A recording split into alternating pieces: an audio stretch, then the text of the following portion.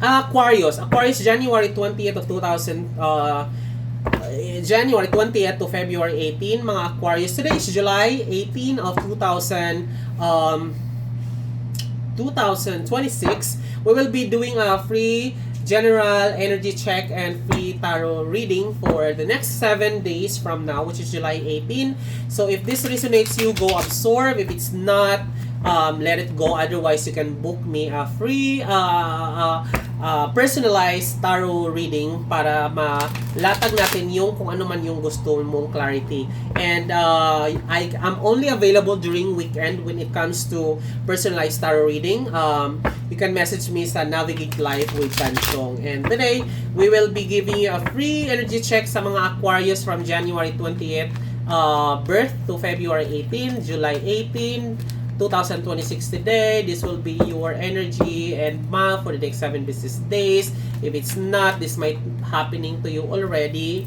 It just so happen na hindi nag-match ang fractal, kung yung linear ng present, past, and future. Everything is happening at the same time. Tune into the current, closer to your reality. Mangusap ang mga Aquarius, may tumalong isa.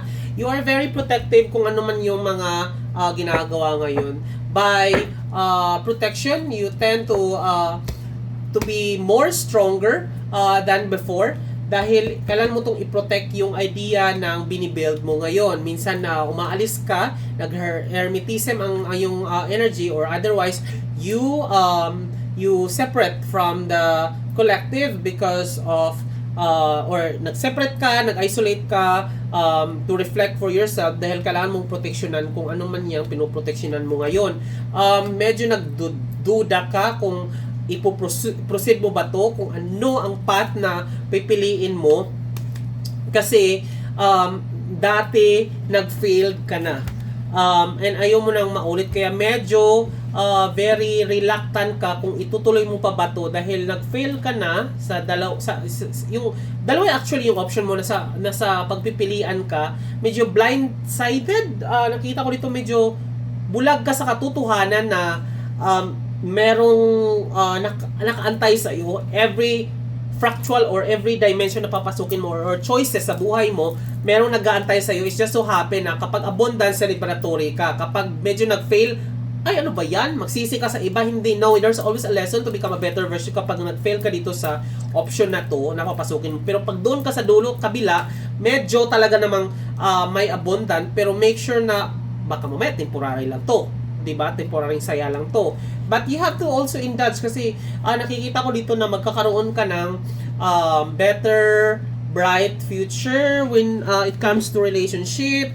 Building a family is really a challenging because of your past wounds that needs to be healed. Pero kapag na-healed mo na to, may possibility na makabuild ka ng new relationship that will flourish into a strong family.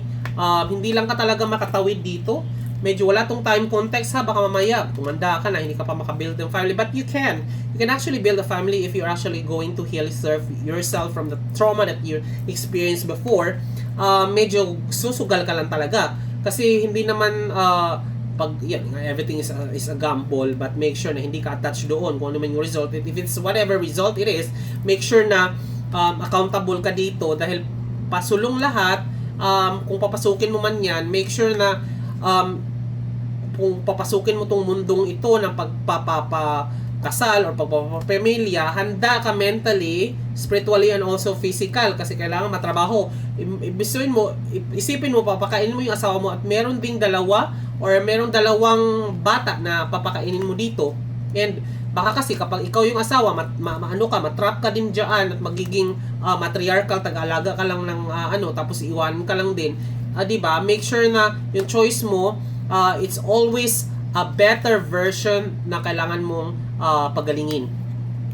There's something of you na kailangan lang natin talagang baguhin. When it comes to career, medyo nag-worry, hindi nakakatulog. Bakit? Kasi nga, okay. So, kailangan nag-secure, insurance, insurance, assurance, kung ano man yung savings. medyo yun yung priority mo, kaya takot na takot ka, hindi ka nakakatulog. You're trying to control the things that has not been happening yet. Ikaw yung nagkikreate ng problema dito. Na to start with, you just have to go back to yourself, be at present, show up every day sa lahat ng laban. Kahit medyo talo tayo sa laban, panalo ka naman kung i-transmute mo yung energy into an abundant mindset. Do not dwell into a victim mindset. Medyo nakikita ko dito na magkakaroon ka ng connection, yung connection na to medyo masaya,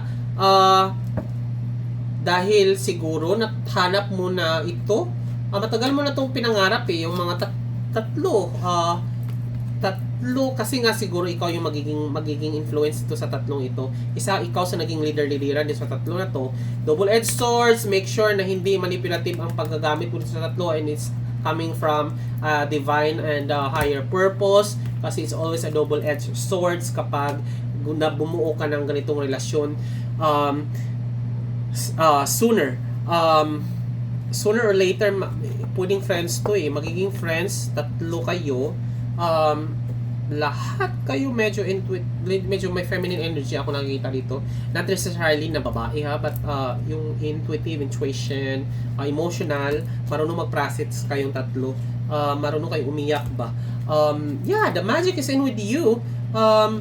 Medyo talagang make sure na masaya ka lang talaga parati kung ano yung path na pinipili mo, kasi kapag medyo atras-abante ka, dito tayo makakakuha ng medyo matatagalan talaga, kasi pag nag-jump ka into that option or decision, nandun naman talaga yung lesson talaga na magtuturo sa'yo, and make sure na kung sino man yung tao na nakaabang sa'yo para sumalo dyan sa pagkakahulog mo, alam ko na hindi kanya pababayaan, di ba? It's the same thing na hindi mo rin pinabayaan yung sarili mo. The energy of comparing yourself to others is yung pagkukumpara, wag masyado, iwasan lang natin, no, kasi parang seeking validation din wag ikumpara yung iba wag ikumpara sa iba, though sa capitalism kasi ginagamit itong comparison approach para maging better version of you. Pero the more you actually compare, and then you don't know who you are, ubos ka dyan. Okay. Medyo nakikita ko dito na ang tinatanim mo, takot kang nakawin. Okay. Now, medyo protect kayo. It makes sense kasi medyo protective ka nung una. Ito yung protection na Emperor is telling me na ito nga, it connects with, dahil nga takot ka kung ano man yung binibuild mo yun. Yung medyo nag-build ka ng wall, but make sure na hindi wall itong binibuild mo kasi baka mag-isolate ka lang din naman dyan sa loob at kukulong mo lang din yung sarili mo. Baka kasi kailangan mo lang talaga ng healthy boundaries or clear boundaries para hindi ka ma-abuse. So that's for the Aquarius, January 20th to February 18 mga birth date. And today is July 18. Sa mga naka-resonate, make sure that you embody and you absorb it accordingly. But if it's not, let it go. Might rather book a personal and reading design for you. This has been Tanchong of Navigate Life with Tanchong.